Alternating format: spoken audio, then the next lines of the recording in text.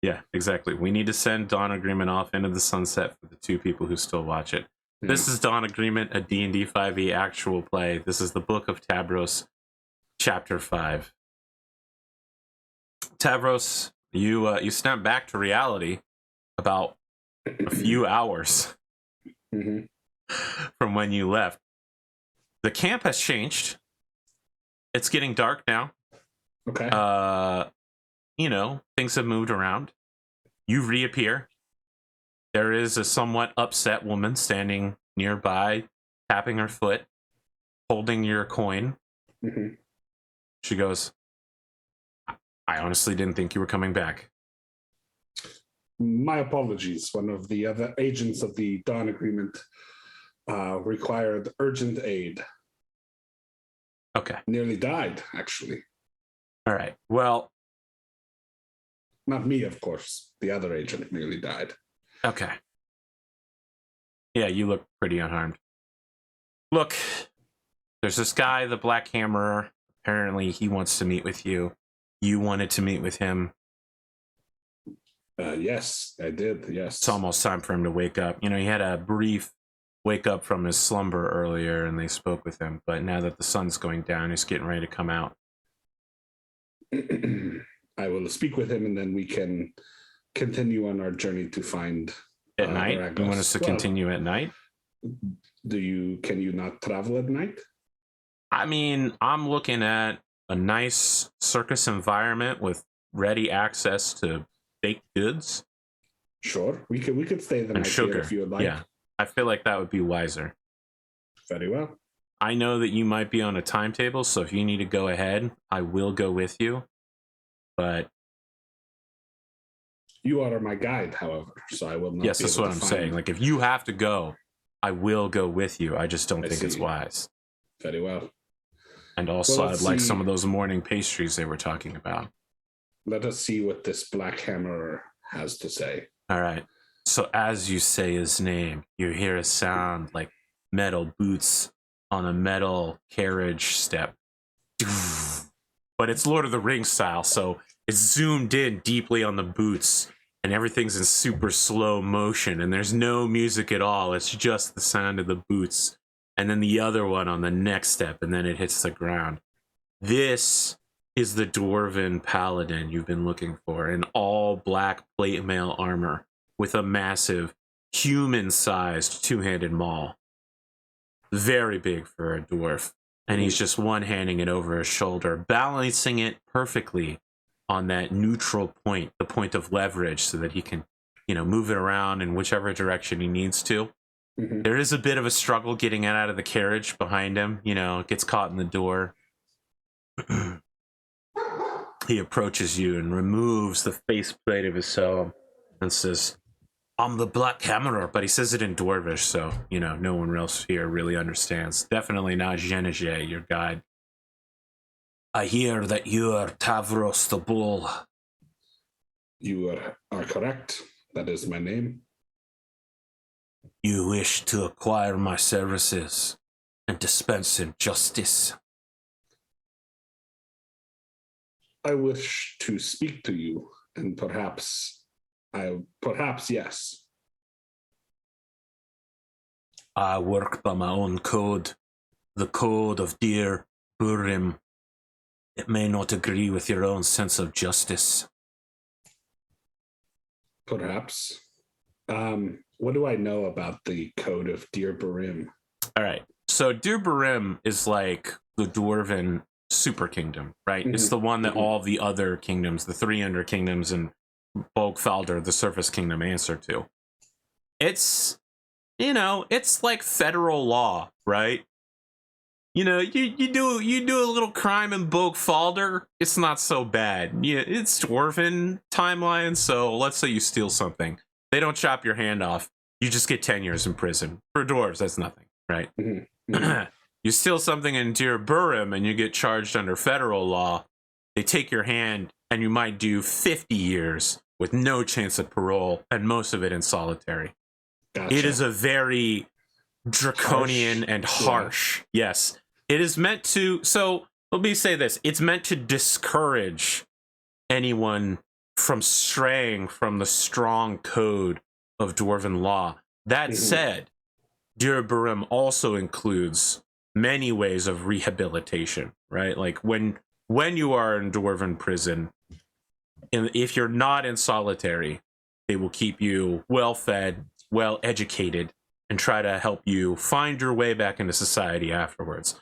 Because they recognize if you just lock somebody in an underground prison for 50 years for stealing, when you get out with one hand, you're going to need to steal in order to live at that point. Like, unless somebody helps bootstrap you back in. So,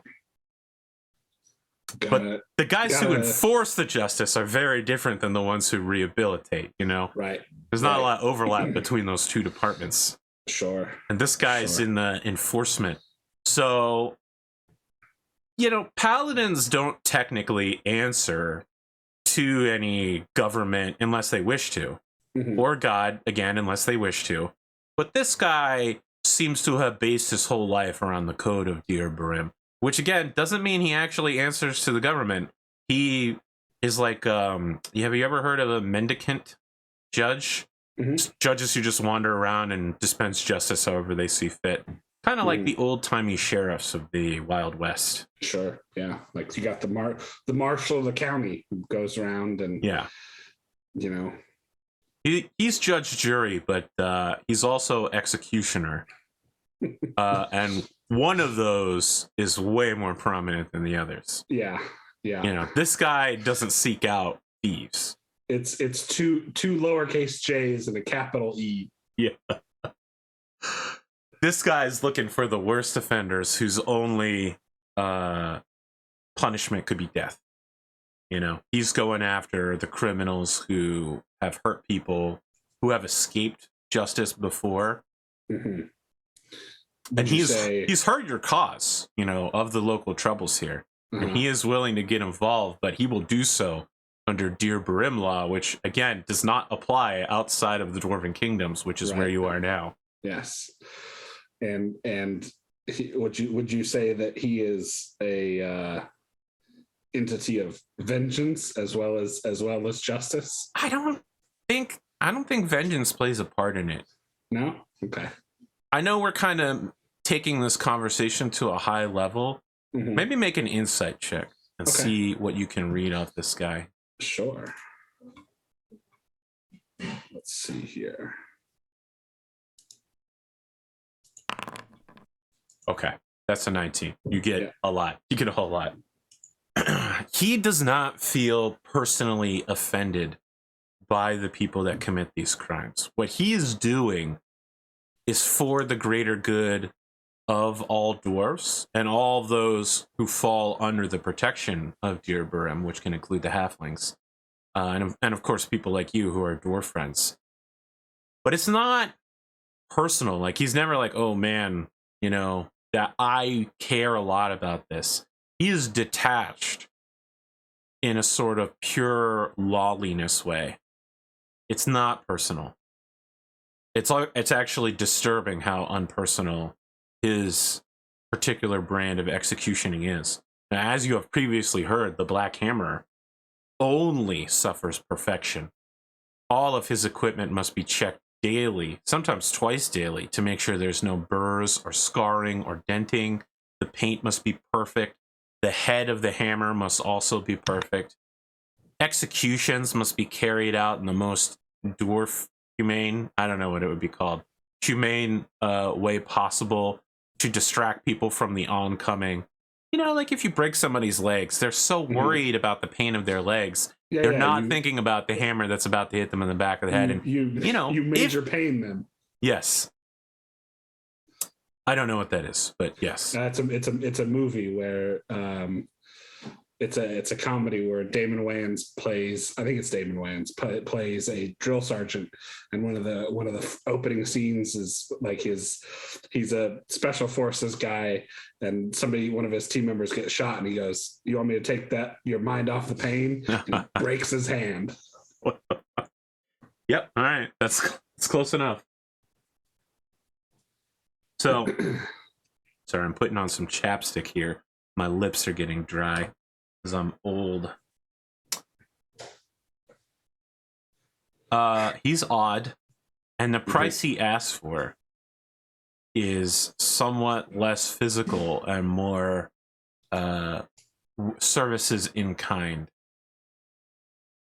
He wants a token from you, whether it be physical or just simply a remembrance, that at some point he may encounter a situation he cannot solve himself, and he will require you to help him dispense justice. Okay. So he's locking in the sequel movie to the summer buddy cop action horror comedy drama of the year. Okay. You know, Tavros 2. This bull ain't stopping. Tavros 2, you mess with the bull, you get the horns. It would just be called You Get the Horns. Yeah, you get the horns. There you go. I find these terms to be agreeable. All right. He is willing to travel with you. Very well. He will adjust himself to your sleeping schedule, despite the fact that he has cave adaptation. Okay. We are going to speak with a man named Ragos, who calls himself king of this area.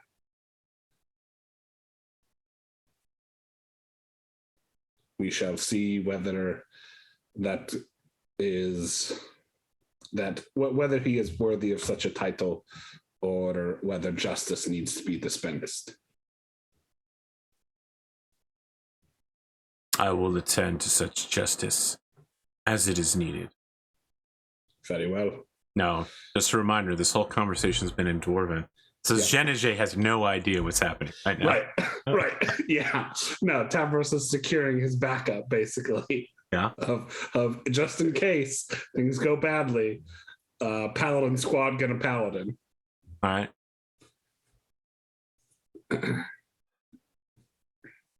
trip from here goes fairly smoothly. Several more days of walking.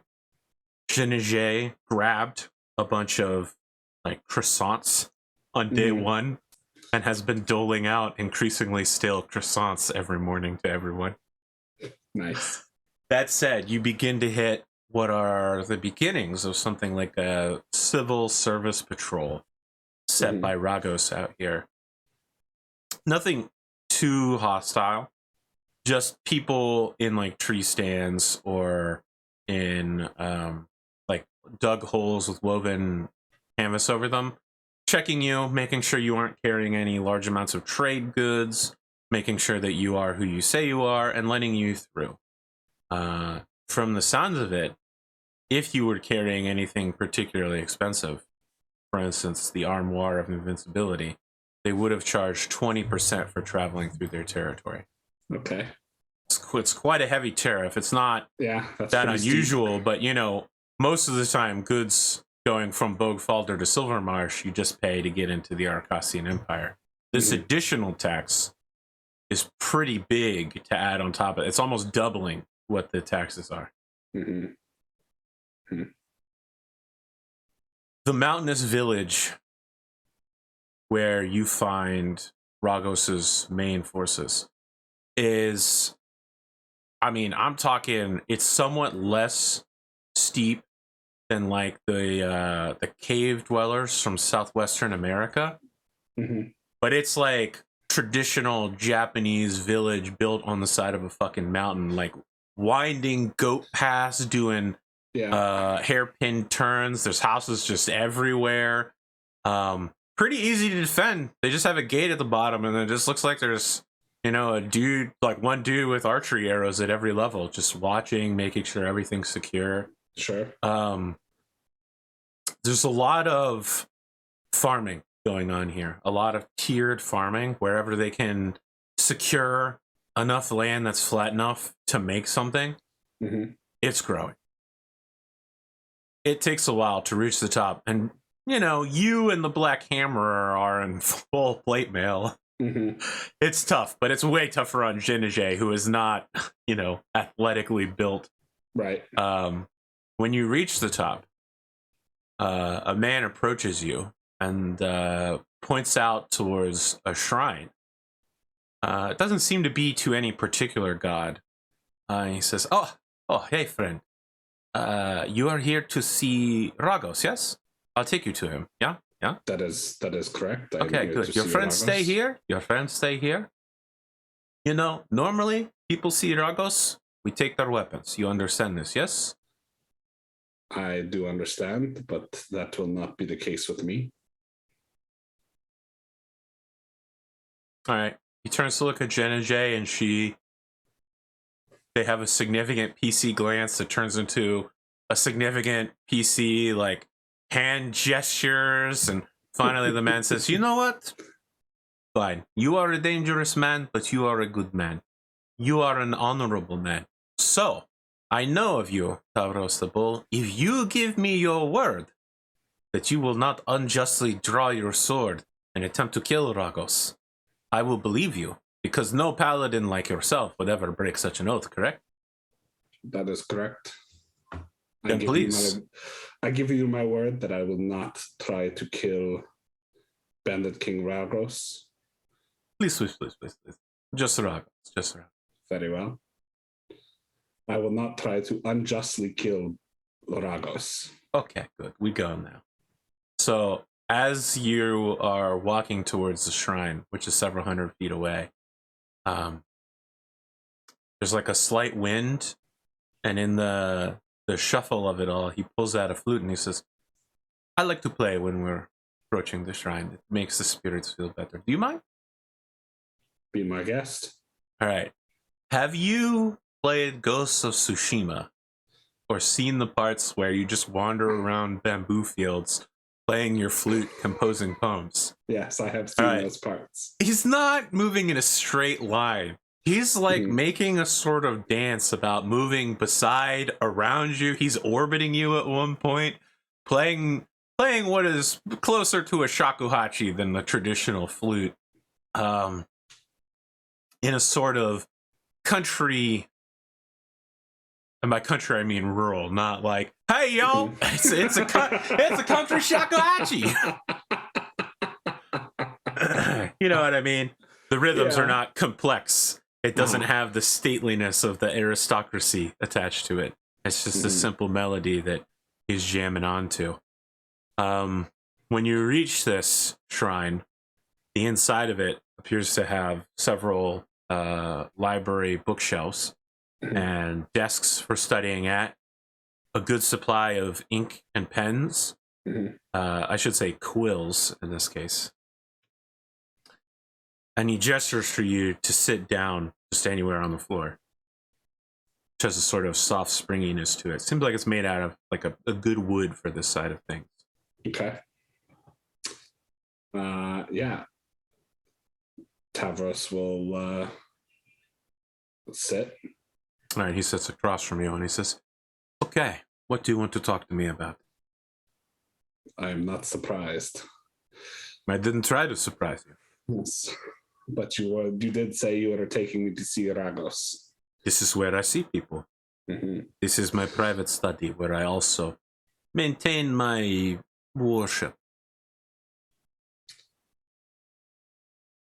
I built it with my own hands over the last 10 years. I see. What exactly is it that you worship? Nature, the balance, the way that energy moves between us. We are all made of things, but everything is also made of the same things. It is simply the way that they are assembled is different. If I say something to you, the energy of my thoughts is transferred to you, and then you consider it. This energy is moved between us in the same way that I could punch you in the face and suddenly your jaw would be broken. I study the way energy moves from one location to another.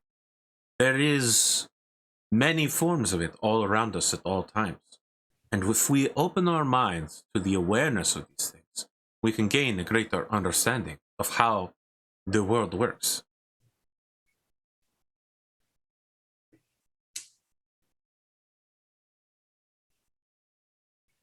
I could punch you in the jaw if you'd like to learn that.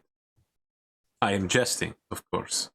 I would only punch you in the jaw if you tried to kill me.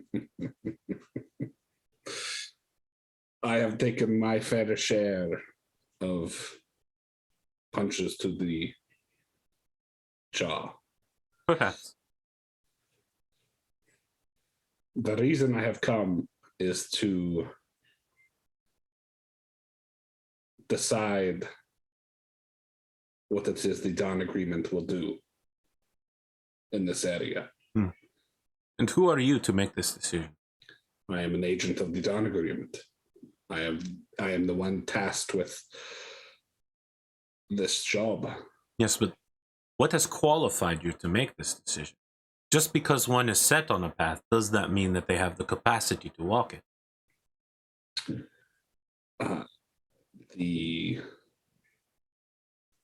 Would Tavros would people refer to victory as a god? Yeah. The god victory has granted me abilities. I can do things that other people cannot. Such as I would like to use divine sense to determine if there is great evil in this place or not. What does it allow you to detect specifically? So it's demons, fiends, fae, undead, and then whether a place is unhallowed. This place is, or if it's hallowed. It is hallowed. Okay. To a deity of good, or to no. It is simply some sort of thing that is. It is hallowed to the forces of nature. Okay. A druid would not find this place beyond the fact that it was constructed by, a human and or perhaps a half-orc, given the look of him. Beyond the fact that it is a constructed building, this place has a bounty of natural energy. Okay. It is not dedicated to someone like Victory. And by mentioning Victory, you realize that you've lost points with him. Okay. He does not hold, you think, either the concept of war or violence in high regard. It's interesting that he conflates victory with violence. I mean, Victory is the god of war. That's true. So I don't know what more you want from that.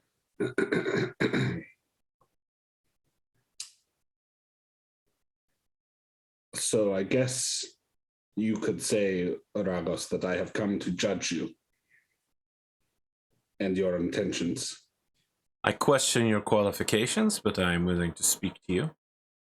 Very well. My intentions are that the people on these lands should not be trampled over anymore by outsiders. Our fate should be our own. We should have a self-determination. I am gathering the forces, and those who come to me do so willingly. There are bandits, as you call me, true bandits, and we drive them out as best we can. I need to reason with the leaders of some of these bands.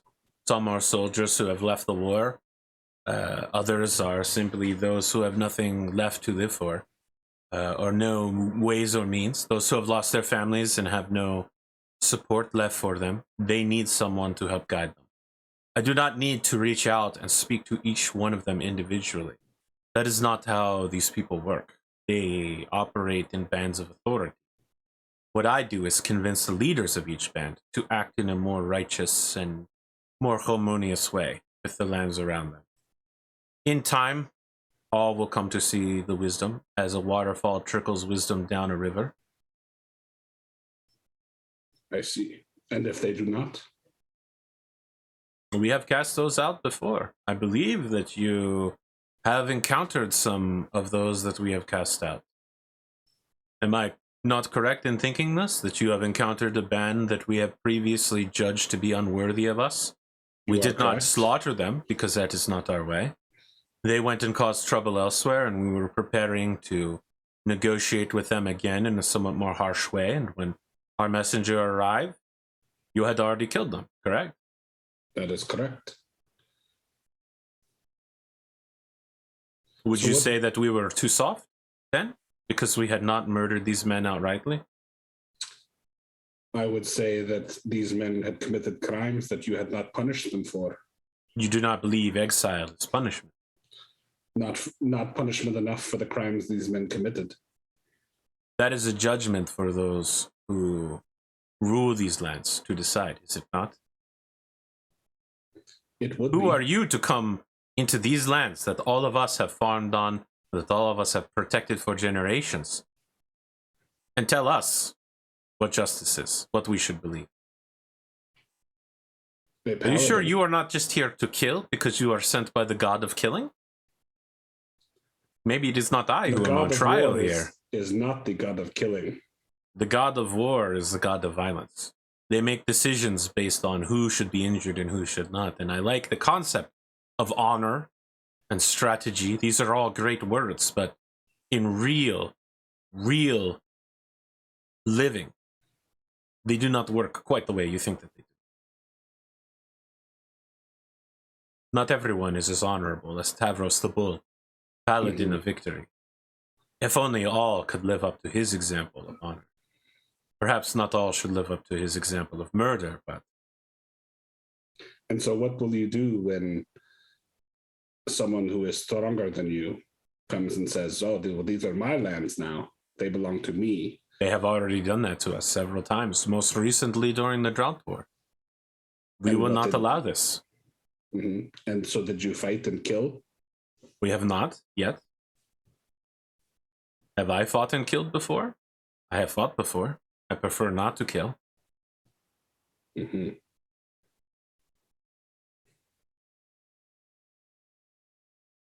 Who is it that you think will come here and bother us? Who do you think can enforce their will upon here? Will the dwarves expand their domain to include us? Will the Oricosian Empire cross leagues to claim us? Perhaps. Perhaps, but they will find nothing here but discontent. We will not answer to them anymore. For too long, we have allowed our fates to be decided by the Oricosians and the Carcassians. For too long, we have allowed the dwarves to pass through this area and charge us too much for goods. Too much. Now, if you want to pass through our lands, you must pay us. We protect them. We make our own food. We make our own goods. We are one people now. United not in race, united not in religion, or even the most simple beliefs. There are few who follow what I would consider my spiritual journey. But we are united as one culture of a people who have been stepped on for too long. Well, now we have the option that we do not need that. There are too many weapons, too many people with them to allow the cat to go back into the cage. We will not be in the cage any longer. This is our land, and we will self-determine what we want to have happen on it. When you people come here, you damage it in ways that you do not even know. You set fires using chemicals. You allow blood to leak into the soil in every which way. You divert rivers. You have damaged the land in ways that cannot be spoken of in language. The land cries out for justice. Will you deliver it, O Tavros, justice deliverer? Do you speak to the land? Do you know what its needs and wants are? What justice and revenge does it get? I speak to the people, and for the people. Well, here, the people in the land are one. And what we say is no more. Do not walk through our lands without permission. If you attempt to pass through our lands and trade goods, we will want 1 in 5. That is quite a steep price. It is, but we need to build a whole community now. Dare I say, an entire nation must be built overnight to protect ourselves, to ensure our place.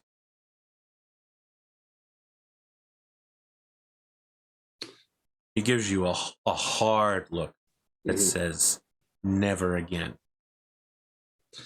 Can I insight check him? I mean, I feel like you hit him with a 19 before, right? Was that him or was that the Black Hammer? Oh, it was the Black Hammer. That was the Black Hammer. All right, yes, insight check him again. Now, knowing you, it's either going to be a 1 or a 20. You fucking, yeah, there it is. Yep. Just know, audience, I fucking called it. I long shotted that from 3 rooms over. I knew it was going to happen. You're looking at him, and he is inscrutable. Mm-hmm. He has a look that lets you know that he's reading you, and he's starting to understand you in ways that make you uncomfortable. All you get from him is a sense of disappointment and judgment.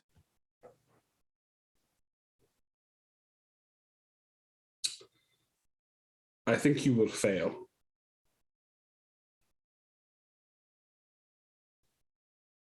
I am thankful for the vote of confidence of Tavros, the paladin. But that is not.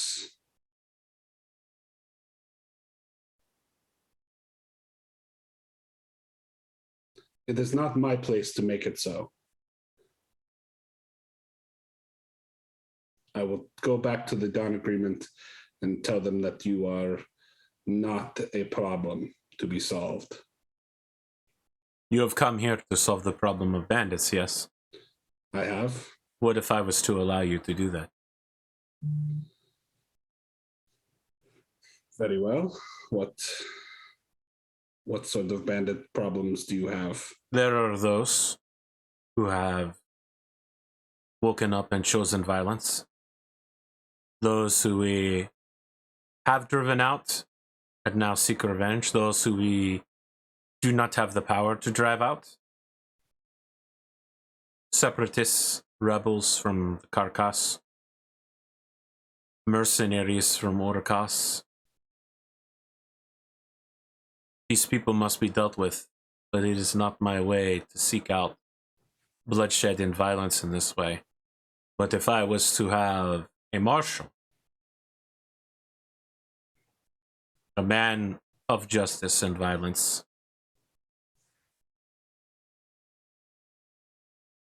I am uncomfortable handling these people. They are of us, but they are not of us anymore. And I would give you permissions to perform your duties.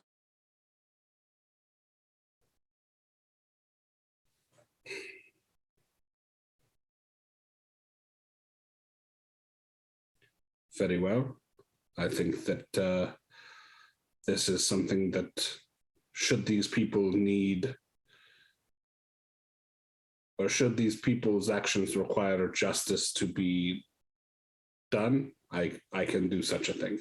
Okay. He slides you over a piece of paper. Mm-hmm. It's pre-written before you even walked in this room, declaring that you would be marshal. Mm-hmm. And the seal on it is a whirlpool with 4 different colored waters moving towards the middle. Do I recognize that at all? Make a religion check. Sure. Now, this is the one where you can get like an 11 or a 13. You don't need a 1 or a 20 this time.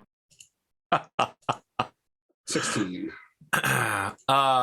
This symbol is strongly associated with the way of the 4 elements.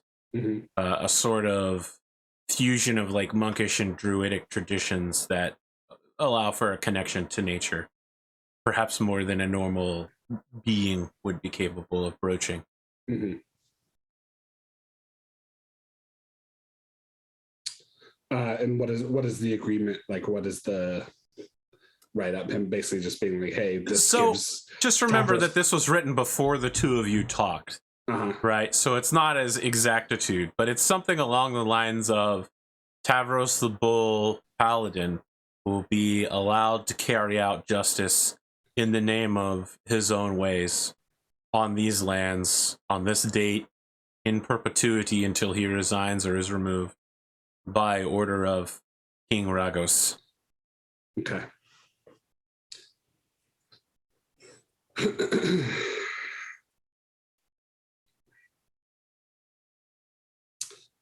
All right. I think Tavros is. Oh, by the name, wait. The name of this country is Riverland.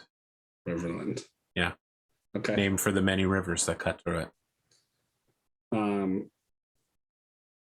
Yeah, I mean, I think the basic, the bones of the structure is there, and just a couple of changes for like Tavros' service also to the Dawn Agreement, and so on and so forth. Now look, the end of Tavros' story is a montage of like you and the Black Hammerer both kicking down a door with one leg each and busting through it. But it's like that 300 graphic novel style where like you're still slowly moving and everyone around you is like, ah, but it's all like really epic. Yeah. Like shoulder checking guy over like over the back. Like I feel like there's probably a few scenes of the two of you in Dwarvish having an inside joke that the audience never was part of, right? Yeah. You know, like the two of you are under a shield and he goes, we'll fight in the shade. And everyone's like, and the audience is like, what? I don't get it. Yeah. We skip those scenes. We just get the brutal, brutal violence of the two of you. I mean, so the kind of men you're taking care of, the men and women you're taking care of are true bandits, people who don't take care of themselves, people whose watering holes and latrines are much closer than any military doctrine would hold for. Yeah, people who don't have a problem with going into a village and just setting everything on fire if they don't give them the goods that they're looking for. These are the real bandits that you made along the way. What is Tavros' ending? Does he stay here in Riverland? Does he head back to the Dawn Agreement? Does he continue handing out the Justice of Victory? So I think he stays here in Riverland to like, and this kind of becomes like his permanent assignment until the Black Hammer comes back and is like, oh, the Black Belt. We'll get to that. You keep going. So yeah, like I think Tavros just kind of stays as like a the local justice basically, and local marshal, and keeps order in the area alongside King Ragos. You receive a letter one day delivered by cart, indicating that something has been awoken in the deeps, in the furthest elements of the dwarven kingdoms. Some fool has struck something, an ancient structure, and from it came a beast, a demon of unrivaled power, of flame and earth and shadow. And the Black Hammer was just wondering if, like, you wanted to go die together with him. But this is a one-way trip for him. Sure. Someone's got to slow it down before it starts rolling through all of the undertunnels. Yeah. No, I think Tavros keeps his word. All right. Legally, I cannot say that this is a Balrog, because that is Tolkien's estate bound up in there. Just to be clear, this is not a Balrog. Legally distinct. Yes, very, very much so. Okay. It's a similar but legally distinct Dalrog, actually. It's a dad rock. If we just want to keep the puns going. And he's upset that you touched the thermostat. When you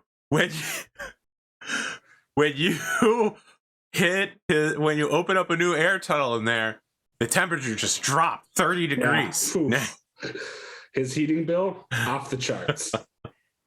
Well, he is a creature of shadow and flame, so you know he's self-generating, but he doesn't like a breeze. You know, it gets him worked up.